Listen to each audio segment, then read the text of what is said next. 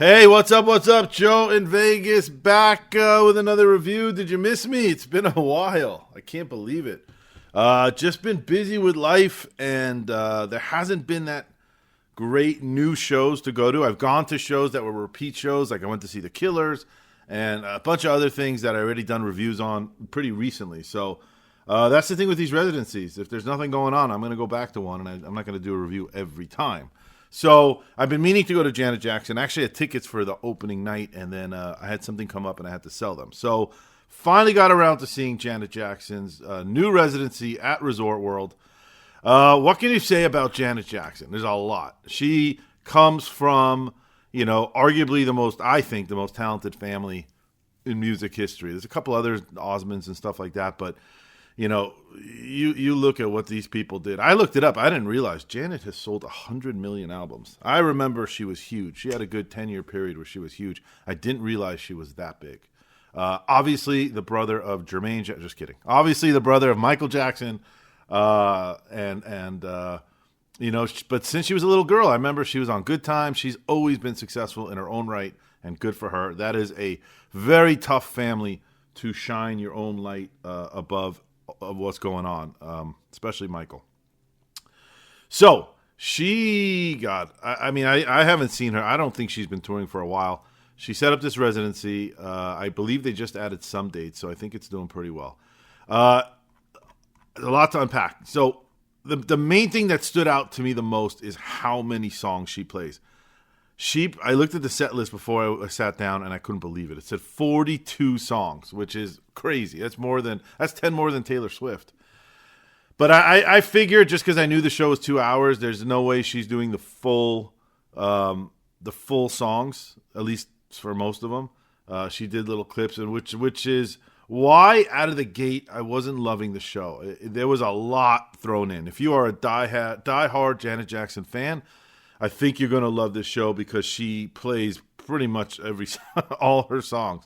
What I didn't like is when she did get to the hits, they weren't the full songs. Like, I get if you do, she got a lot of hits, and they're good songs. But, like, if you're going to do a set list, like, I would think you would play the hits in full and then pack in little medleys of all the other songs. And it wasn't like that. Let me go through it all. Stage was awesome. They did I love that theater. I'm a big fan of that theater. Really easy to get to. It's right in the heart of the casino. It's just laid out pretty well. Great sound, great big wide stage, and they did a good job building a really interesting set. She had a bunch of dancers and stuff around her. So it starts with Nite, and then Tonight, and then Slolove, and then Rock With You, Throb, All Night Don't Stop, Go Deep, Got Till It's Gone. That's the Way Love Goes. I think that was one of her first bigger hits that she played. Love Will Never Do Without You, another massive song. 24 Play, and I Want You. So that was the first. I'm noticing in the last probably 6 or 7 years, maybe longer, that these types of artists that are more than just music, it's the dancing, it's the visuals, they tend to break the show into like 3 or 4 different sets. So that was the first. They do it to change the stage. They do it so they can change wardrobe and stuff, and I get it. So that was the first one. They did a little interlude in between, and then she came out and did Velvet Road, All For You, All Right, Escapade. I remember Escapade. I like that song, and I remember she came out and she literally sang like maybe 60 seconds of it, and I was just shocked because that was a big hit for her. Miss You Much, that was another big hit for her. So Excited, Feedback, Truth, Funny How Time Flies When You're Having Fun, Come Back at Me, Let's Wait a While, I Get Lonely With You. So now we're 25 songs in, and that's the end of the second chapter. So at this point in the show, I honestly was thinking, this is okay. Look, I'm going to give her all the props in the world. She looks fantastic. I looked her up. I think she's 58 or 59 years old. She looks great. She moved great. And this is a lot, man. This was 2 hours. All these songs, the only breaks were those little interludes in between the chapters, and I know she was backstage changing, so it wasn't like she was sitting down taking a drink, having a whiskey. She was in Merc mode for 2 hours straight with dancing, and God bless her at her age to be doing that and doing it very well, very well. I did see her at the end; she started to get a little winded, but again, if you just saw a clip of towards the end versus everything she went through to get to that point, you wouldn't even think twice because of how much dancing and maneuvering entertaining and performing she was doing, and it was great. But she looked great. She sounded great. We were going back and forth, the person I was with, about if she was lip singing. I think what we decided on is songs that she was dancing to, which was most of it, she was lip syncing. But songs where she was like on a stool or a ballad or something, or just standing by a microphone, I'm pretty sure she was singing. And if that's the case, she sounded great. All that look, sounded stuff was on point. But at this point, it felt like a lot. There was so much coming at you. And like when you got to the hits, and again, this is me, I'm a casual fan, I just know the hits. They were just, chopped down, which started to bother me. But something happened in this second half, in this last bunch of stuff. I think more hits started coming in. So even though they were abridged versions of the songs, they were back to back to back to back. So you felt like you were in, recognized hit mode for a good 10, 15, 20 minutes, which was great. Also, even though she was starting to get, I think, a little winded, the energy of the song she was playing really started, stuff like Rhythm Nation. Let me get through the set list. But it got heavier and it got faster and it got harder. And I think the show got better because of it. And it ended pretty strong. So next set list or chapter, What Have You Done For Me Lately, Nasty, Pleasure Principle, You Want This, When I Think of You. These are all monster songs. Young Love, Control, Son of a Gun, I Bet You Think This Song Is About You. That one ended. Next chapter, Trust to Try, The Knowledge, If You, Scream, which is what the song she did with Michael Jackson. They showed him on screen for a little.